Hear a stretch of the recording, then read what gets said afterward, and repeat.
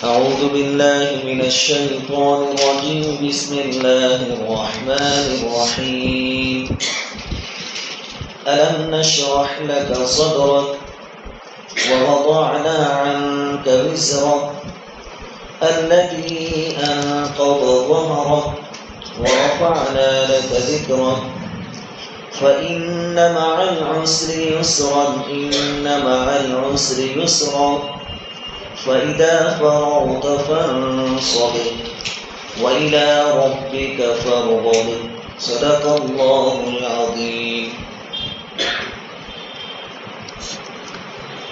یہ ایک مکی سورت ہے، اس کا نام ہم سورہ الم نشرح بھی کہتے ہیں. اس میں 8 آیتیں ہیں. سورہ والضحیٰ کے بعد یہ سورت نازل ہوئی تھی. سورہ والضحیٰ سے سورہ ناس تک تقریباً 22 صورتیں ہیں. ان تمام صورتوں میں اللہ رب العزت نے حضور صلی اللہ علیہ وسلم پر اپنے جو انعامات ہیں وہ بیان فرمائے. 22 میں سے چند صورتیں صرف ایسی ہیں جن میں قیامت کا تذکرہ ہے، اور دوسرے کچھ ٹاپک اور دوسرے کچھ مضامین بیان کیے گئے ہیں، ورنہ زیادہ تر نبی کریم صلی اللہ علیہ وسلم پر اللہ رب العزت کے جو احسانات اور انعامات ہوئے ہیں ان کو بیان کیا گیا ہے. پہلی آیت ہے الم نشرح لک صدرک. اے پیارے نبی صلی اللہ علیہ وسلم، کیا ہم نے آپ کا سینہ کشادہ نہیں کیا؟ اللہ رب العزت اپنا احسان نبی کریم صلی اللہ علیہ وسلم کو یاد دلا رہے ہیں کہ ہم نے آپ کے سینے کو کشادہ کر دیا. اب کس اعتبار سے کشادہ کیا؟ اس میں مفسرین کے الگ الگ اقوال ہیں. ایک قول یہ ہے کہ اللہ رب العزت نے اپنے لاڈلے نبی صلی اللہ علیہ وسلم کے سینے کو علم و معرفت سے کشادہ کیا، یعنی علم و معرفت کے ذریعے اللہ تعالیٰ نے آپ کے سینے کو بھر دیا. چنانچہ ہم جب سیرت پڑھتے یا سنتے ہیں تو یہ واقعہ سنتے ہیں کہ نبی کریم صلی اللہ علیہ وسلم ابھی تک چھوٹے بچے تھے، دودھ پیتے بچے تھے. دودھ پلانے کے واسطے دائی حلیمہ رضی اللہ تعالیٰ عنہا آپ کو لے گئی تھی. ایک روز حضور صلی اللہ علیہ وسلم نے دائی حلیمہ سے یعنی اپنی دودھ پلانے والی والدہ سے پوچھا کہ میرے جو دوسرے بھائی ہیں وہ پورا دن کہاں رہتے ہیں؟ تو والدہ نے بتایا کہ وہ تو بکریاں چرانے جنگل میں جاتے ہیں. نبی کریم صلی اللہ علیہ وسلم نے جب ذرا بڑے ہوئے تو کہا کہ مجھے بھی میرے بھائی کے ساتھ جانا ہے، مجھے گھر بیٹھے رہنا اچھا نہیں لگتا، میں بھی اپنے بھائی کے ساتھ جاؤں. تو حضور صلی اللہ علیہ وسلم بھی ساتھ میں گئے. بہت چھوٹے تھے کہ اسی وقت حضرت جبرائیل علیہ السلام فرشتوں کے ساتھ آئے اور حضور صلی اللہ علیہ وسلم کو زمین پر لٹا دیا. آپ کا سینہ مبارک چاک کیا گیا، آپ کے دل کو قلب اطہر کو نکالا گیا، زمزم کے پانی سے دھویا گیا، اور پھر آپ کے قلب اطہر میں علم و معرفت ڈالا گیا، اور پھر واپس جیسا تھا ویسا سینہ کر دیا گیا. اب یہ جو ساتھ میں بچے تھے انہوں نے جب دیکھا کہ کوئی آئے ہیں سفید کپڑوں والے اور حضور کو پکڑا ہے تو وہ فوراً دوڑتے ہوئے دائی حلیمہ کے پاس آئے اور آ کر کہا کہ تمہارے بچے کو تو کسی نے قتل کر دیا. اب یہ تو امانت تھی، حضور صلی اللہ علیہ وسلم کو تو دودھ پلانے کے واسطے آپ کے حوالے کیا گیا تھا. دائی حلیمہ اور ان کے شوہر بھاگتے اور دوڑتے ہوئے آئے تو حضور صلی اللہ علیہ وسلم راستے میں ان کو واپس آتے ہوئے ملے، لیکن آپ گھبرا گئے تھے. پھر پورا واقعہ سنایا کہ اس طریقے سے میرے ساتھ کیا گیا. پھر فوراً فٹافٹ دائی حلیمہ واپس آپ صلی اللہ علیہ وسلم کو مکہ آ کر آپ کی والدہ کے حوالے کر گئے کہ ان کی جان کی حفاظت یہ بھی بڑا مسئلہ ہے، یہ تو ہمارے پاس امانت ہے.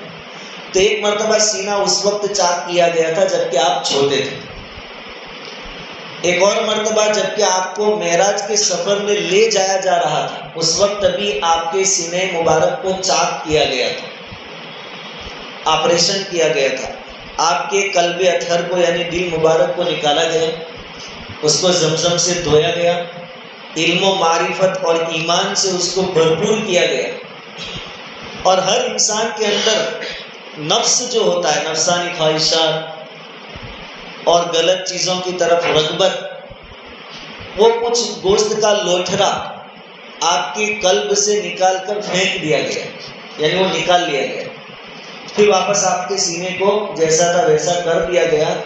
روایتوں میں آتا ہے اور سیرت کی کتابوں میں بھی لکھا ہے کہ جو آپ کا آپریشن ہوا، سینہ چاک کیا گیا، پھر جوڑا گیا، اس کے نشانات بھی حضور صلی اللہ علیہ وسلم کے سینے پر دکھائی دیتے تھے۔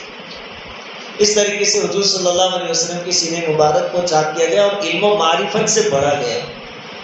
حضور صلی اللہ علیہ وسلم نے باقاعدہ کسی سے علم حاصل نہیں کیا، کسی مدرسے میں یا کسی عالم سے، کسی آدمی سے نہیں کیا، آپ کو اللہ رب العزت نے ڈائریکٹ علم عطا فرمایا اور اتنا دیا جتنا کسی اور کو نہیں دیا گیا۔ خود آپ صلی اللہ علیہ وسلم نے فرمایا اوتیت علم الاولین والآخرین، مجھے اگلوں کا بھی علم دیا گیا اور پچھلوں کا بھی علم دیا گیا، اتنا علم اللہ رب العزت نے آپ صلی اللہ علیہ وسلم کو عطا فرمایا۔ تو اللہ تعالیٰ کا یہ بہت بڑا احسان ہے۔ اللہ تعالیٰ یہ احسان بتا رہے ہیں کہ نبی جی ہم نے آپ کے سینے کو علم و معرفت سے کشادہ نہیں کر دیا۔ ایک تفسیر یہ ہے۔ دوسرا قول یہ ہے کہ سینہ کشادہ کر دینے سے مراد یہ ہے کہ آپ صلی اللہ علیہ وسلم کا درجہ اور رتبہ بہت بہت بڑا تھا، آپ اللہ رب العزت سے بہت قریب ہو، بہت قرب حاصل تھا اللہ تعالیٰ کا۔ کبھی کیا ہوتا کہ آپ صلی اللہ علیہ وسلم کوئی کام حکمت اور مصلحت کو سامنے رکھ کر کرتے، یعنی جائز کام، مباح کام، ناجائز کا تو کوئی مسئلہ ہی نہیں، نبی سے گناہ نہیں ہوتا، جائز کام کبھی حکمت اور مصلحت سمجھ کر کرتے، لیکن وہ کام کر لینے کے بعد معلوم ہوتا کہ حکمت اور مصلحت اس کے نہ کرنے میں تھے، اس کے خلاف کرنے میں تھے۔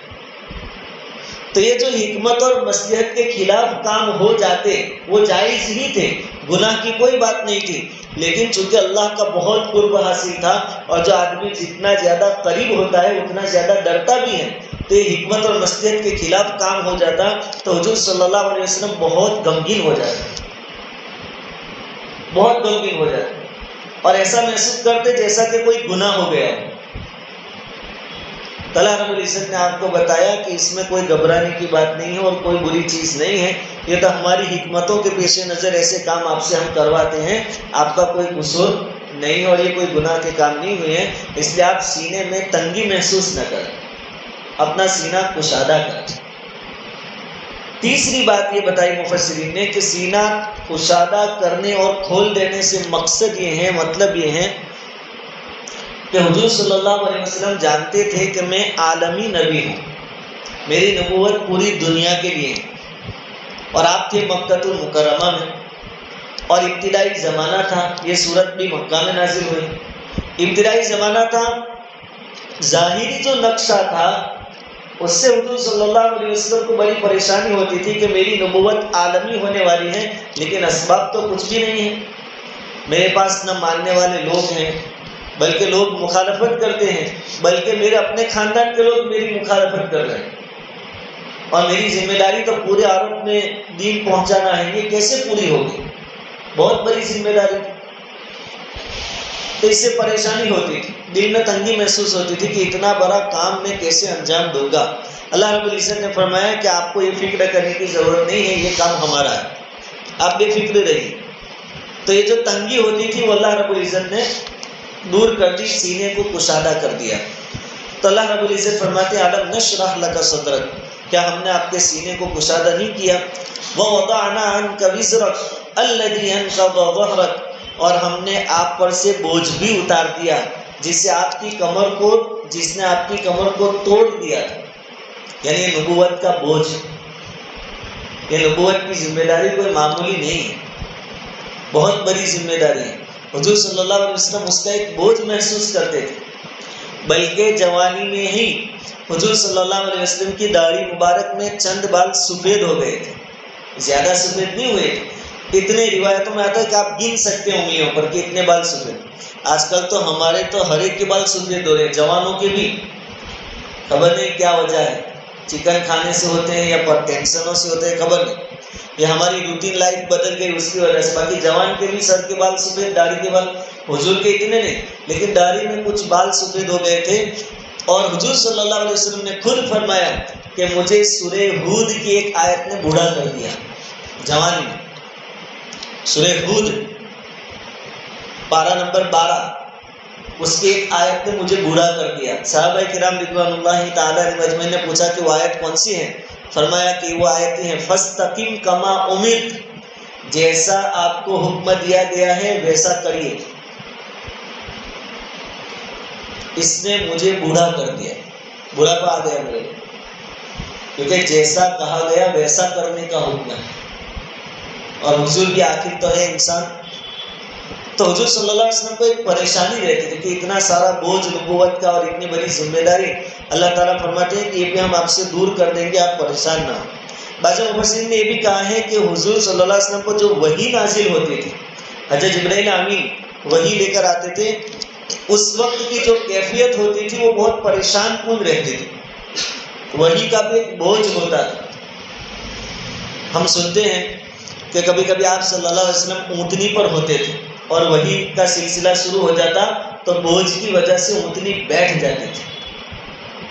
بعض صحابی کہتے ہیں کہ حضور صلی اللہ علیہ وسلم ہمارے پیر پر یعنی ران پر آرام فرما ہوتے، حضور کا سر یہاں ہوتا، اور کبھی وحی کی کیفیت شروع ہو جاتی تو ایسا لگتا جیسے پیر پھٹ جائے گا، اتنا بوجھ ہوتا تھا۔ تو شروع میں یہ بھی تکلیف کی چیز تھی، گھبراہٹ کی چیز تھی۔ اللہ تعالیٰ فرماتے ہیں کہ یہ بوجھ بھی ہم آپ سے دور کر دیں گے، اور چنانچہ ایسا ہی ہوا کہ جیسے جیسے وحی کا سلسلہ آگے بڑھتا گیا اس کیفیت میں افاقہ ہو گیا، حضور کے لیے اس کو برداشت کرنا آسان ہو گیا۔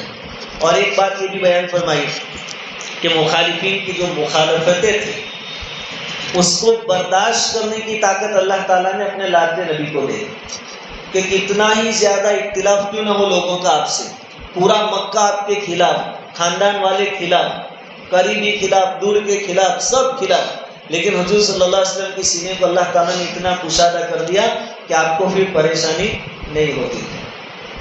خیر، تو یہ جو 3 آیتیں ہیں اس کی تفسیر یہ ہے، اللہ تعالیٰ اپنا انعام اور احسان بیان فرماتے ہیں کہ ہم نے آپ کے سینے کو کشادہ کر دیا اور آپ کے بوجھ کو ہم نے دور کر دیا، وہ بوجھ جس نے آپ کو، آپ کی کمر کو جھکا دیا تھا، توڑ دیا تھا۔ وَرَفَعْنَا لَكَ ذِكْرَكَ، اور ہم نے آپ کے ذکر کو بلند کر دیا، آپ کے نام کو بلند کر دیا۔ کتنا بلند کیا کہ حدیث میں آتا ہے اللہ تعالیٰ فرماتے ہیں کہ اِذَا ذُكِرْتُ ذُكِرْتَ، جب بھی میرا نام لیا جائے گا اے حبیب آپ کا بھی نام لیا جائے گا۔ اذان میں مؤذن صاحب اشہد ان لا الہ الا اللہ کہتے ہیں کہ اللہ کے علاوہ کوئی معبود نہیں، اس کے فوراً بعد اشہد ان محمد رسول اللہ، جہاں جہاں اللہ کا ذکر وہاں وہاں حضور صلی اللہ علیہ وسلم کا ذکر، اقامت میں، خطبے میں، نماز میں، آپ اتحیات پڑھے، اللہ کی تعریف بیان کی، حمد بیان کی، فوراً اس کے بعد درود شریف۔ جہاں بھی اللہ کا نام لیا جاتا ہے وہاں حضور صلی اللہ علیہ وسلم کا بھی نام نامی اس میں گرامی لیا جاتا ہے۔ یہ کتنی بلندی اللہ رب العزت نے عطا فرمائی، کسی اور کو یہ مقام اور مرتبہ حاصل نہیں ہوا جو حضور صلی اللہ علیہ وسلم کو ہوا۔ اور اللہ نے آپ کی شان اتنی بلند فرمائی کہ آج کے دور میں بھی، جبکہ لوگوں کے خیالات ایک دم فاسد ہوتے جا رہے ہیں، لوگ حقیقت کو ماننے کے لیے تیار نہیں ہیں، ایسے گئے گزرے زمانے میں بھی بہت سارے غیر مسلم جو دانشور سمجھے جاتے ہیں، عقل مند سمجھے جاتے ہیں، وہ بھی حضور صلی اللہ علیہ وسلم کی شان میں تعریفوں کے پل باندھتے ہیں، آپ کی شان میں کلام پڑھتے ہیں، کتابیں آج بھی لکھی جا رہی ہیں، غیروں کی، پنڈتوں کے ہاتھوں کی لکھی ہوئی کتابیں ہیں، انتم نبی اور نور، الگ الگ کتابیں غیر لکھ رہے ہیں۔ یہ حضور صلی اللہ علیہ وسلم کی شان اللہ رب العزت نے جو بلند فرمائی وہ کہ یہ مکہ والے چاہے آپ کی قدر نہیں کرتے، لیکن ایک دن آئے گا کہ ان کو بھی اپنی گردنیں آپ کے سامنے جھکانی پڑے گی، اور آپ کی شان ہم پوری دنیا میں بہت بلند کریں گے۔ اور کچھ سال پہلے ایک رپورٹ یہ بھی آئی تھی کہ دیکھو اذانیں انڈونیشیا سے امریکہ تک جو سلسلہ اذانوں کا چلتا ہے 24 گھنٹے میں ایک لمحہ بھی ایسا نہیں گزرتا جس میں اذان نہ ہوتی ہو. دنیا کے الگ الگ ملکوں میں جو اذانوں کا سلسلہ چلتا ہے وقت آگے پیچھے ہوتا ہے, یہاں پوری ہوئی وہاں چالو ہوئی, وہاں پوری ہوئی وہاں چالو ہوئی. تو اس میں ہر جگہ جب بھی اذان ہوگی اللہ کا نام ساتھ میں نبی کا بھی نام. تو 24 گھنٹے میں ایک سیکنڈ ایک لمحہ بھی ایسا نہیں جس میں حضور کا نام نہ لیا جاتا. اتنا بلند مقام اللہ رب العزت نے حضور صلی اللہ علیہ وسلم کو عطا فرمایا, اور قیامت کے دن سب سے اونچا درجہ اور رتبہ حضور صلی اللہ علیہ وسلم کا ہوگا. وَرَفَعْنَا لَكَ ذِكْرَكَ, اور ہم نے آپ کے ذکر کو بہت بلند کیا. فَإِنَّ مَعَ الْعُسْرِ يُسْرًا, إِنَّ مَعَ الْعُسْرِ يُسْرًا, بلا شبہ ہر مشکل کے ساتھ آسانی بھی ہوتی ہے, اور بے شک ہر مشکل کے ساتھ آسانی بھی ہوتی ہے. دو آیتیں ایک ہی جیسی. اللہ تعالیٰ نے اب تک جو آیت بیان فرمائی اس میں روحانی تکلیفوں کے دور کرنے کا اشارہ کہ دل کی تنگی ہم نے دور کر دی, بوجھ کو برداشت کرنا ہم نے آسان کر دیا. جب یہ سب ہم نے کیا تب جسمانی تکلیفیں بھی آگے ہم آسان کر دیں گے. اللہ تعالیٰ فرماتے ہیں کہ ہمارا قاعدہ آپ کے لیے یہ ہے کہ ایک تنگی پر 2 آسانیاں ہم آپ کو دیں گے, ایک مشکل پر 2 آسانی. آپ ان تمام ذمہ داریوں سے گھبرائیں نہیں, آگے آسانیاں ہی آسانیاں آنے والی ہیں. اور سیرت کی کتابوں میں ہم جانتے ہیں کہ پھر فتوحات بہت ہوئی, لوگ لاکھوں کی تعداد میں ایمان میں داخل ہوئے. مکہ سے نکلے جب حضور صلی اللہ علیہ وسلم تو تھوڑے سے صحابہ آپ کے ساتھ, اور 8 سال کے بعد مکہ فتح ہوا تو 10,000 صحابہ تو مدینہ سے آپ کے ساتھ آئے ہوئے, اور پھر عام معافی کا اعلان ہوا تو ہزاروں کی تعداد میں لوگ ایمان میں داخل ہوئے. اور آپ کی زندگی ہی میں جزیرۃ العرب میں اسلام پھیل گیا, عرب نے آپ کے سامنے گردنیں جھکا دی. تو اللہ تعالیٰ فرماتے ہیں کہ آسانی آگے آنے والی ہے, آپ پریشان مت ہو. اس سے مفسرین نے نقطہ بیان کیا ہے کہ یہ جو بات ہے ایک مشکلی کے ساتھ 2 آسانیاں, یہ حضور صلی اللہ علیہ وسلم اور صحابہ کرام کے لیے, سب کے لیے نہیں, یہ ان کے لیے. لیکن مفتی صفی صاحب نے بھی معارف القرآن میں لکھا ہے کہ لیکن آج بھی اللہ رب العزت کا طریقہ کار یہ ہے کہ کوئی بندہ کسی مشکلی پر صبر سے کام لے تو اللہ تعالیٰ مشکلی کے بعد راحت اس کو ضرور عطا فرماتے. لیکن یہ جو 2 راحتوں کا وعدہ ہے کہ ایک مشکلی پر 2 آسانیاں, اگر وہ پورا نہ ہو تو کوئی یہ نہ سمجھے کہ اس صورت میں بتایا گیا وہ ہمارے ساتھ ہوا نہیں, یہ تو حضور کے لیے تھا, صحابہ کرام کے لیے تھا. ہمارے لیے آج بھی اللہ رب العزت کا یہی طریقہ کار ہے, یہی سنت اللہ ہے, عادت اللہ ہے کہ ایک مشکل کے ساتھ اللہ تعالیٰ پھر آسانی ہمیں عطا فرماتے ہی ہیں. لیکن بندہ صبر کرنا چاہیے اور وقت کا انتظار کرنا چاہیے, صحیح وقت کا انتظار. اللہ رب العزت آسانیاں پیدا کر دیں. فَإِذَا فَرَغْتَ فَانْصَبْ, اللہ رب العزت فرماتے ہیں کہ تو جب تم فارغ ہو جایا کرو تو عبادت میں محنت کیا کرو. فنصب کا لفظ آتا ہے اپنے آپ کو تھکانے کے لیے. فنصب یعنی تھکاؤ, یعنی عبادتوں میں اتنا زور لگاؤ کہ آپ کو تھکاوٹ محسوس ہو. اب اللہ تعالیٰ فرماتے ہیں فَإِذَا فَرَغْتَ, جب آپ فارغ ہو جائیں تو کس سے فارغ ہو جائیں؟ آپ تو پہلے سے ہی ایمان کی دعوت دینے میں, جہاد میں, شریعت کے احکام بتانے میں مشغول تھے. یہ تمام عبادتیں ہی عبادتیں تھیں, آپ پہلے سے عبادت میں ہی تھے. پھر بھی اللہ تعالیٰ فرماتے ہیں کہ ان سب چیزوں سے, ان سب کاموں سے فارغ ہو تو اب ڈائریکٹ عبادت میں لگ جاؤ. یہ جو عبادتیں ہیں, دوسروں کو دین کی دعوت دینا, جہاد کرنا اور شریعت کے احکام کی تعلیم کرنا, یہ بالواسطہ عبادت ہے. اس سے لوگوں کو فائدہ پہنچانا مقصود ہوتا ہے, ضمن خود کو بھی ہوتا ہے, لیکن اصل مقصود ہوتا ہے لوگوں کو فائدہ پہنچانا.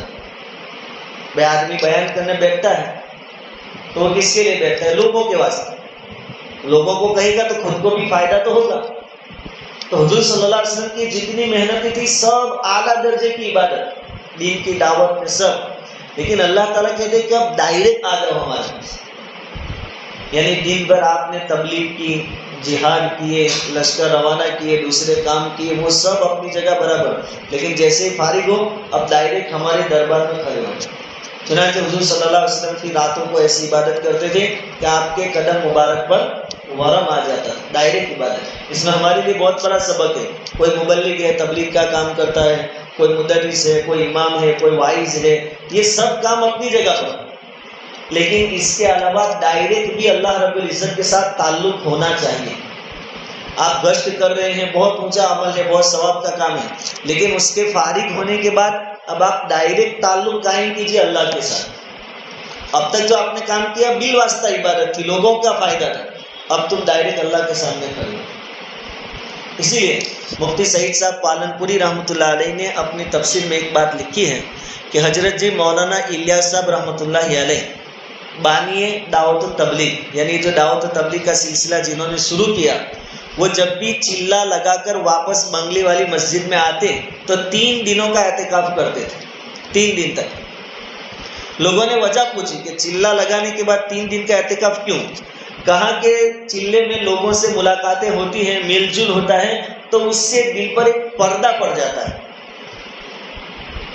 تو اس پردے کو دور کرنے کے لیے میں 3 دنوں کا اعتکاف کرتا ہوں بنگلے والی مسجد۔ یہاں حضور صلی اللہ علیہ وسلم نے اپنی زندگی لوگوں کی دین کی دعوت کے پیچھے لگائی، اب اللہ تعالیٰ کے سامنے کھڑا ہونا ہے تو وہ پردہ دور کرنا ہے، کہا کہ اب دائرے کی عبادت میں آ جاؤ۔ اس لیے ہم بھی چاہے پورا دن درس میں جاتا ہو، مسئلے مسائل بتانے میں جاتا ہو، تبلیغ میں جاتا ہو، گشت میں جاتا ہو، جماعتوں کی روانگی میں جاتا ہو، لیکن اپنا خود کا بھی ایک تعلق اللہ کے ساتھ ہونا ضروری ہے، ڈائریکٹ تعلق۔ اس لیے راتوں کی تہجد ہے، دین کے نوافل ہے، قرآن کی تلاوت ہے، ذکر و تسبیح ہے، یہ سب بہت ضروری ہے۔ اللہ رب العزت اپنے لاڈلے نبی سے کہتے ہیں جب آپ فارغ ہو جایا کرو تو عبادت میں محنت کیا کرو، وَإِلَىٰ رَبِّكَ فَارْغَب، اور اپنے پروردگار کی طرف متوجہ ہو جایا کرو، یعنی اب لو لگاؤ اللہ اللہ کی، ایک دھن سوار ہو جائے، بس آپ اور اللہ، آپ اور اللہ، کوئی اور نہیں۔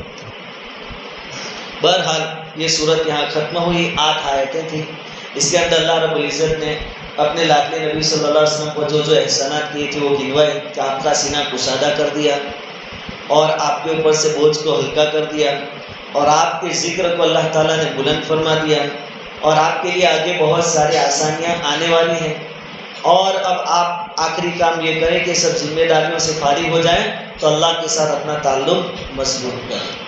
اس میں ایک دم بالکل واضح باتیں ہیں، سمجھانے کی کوئی ضرورت نہیں ہے۔ اللہ رب العزت کئی ساری باتوں پر کہنے سننے سے زیادہ عمل کی توفیق عطا فرمائے۔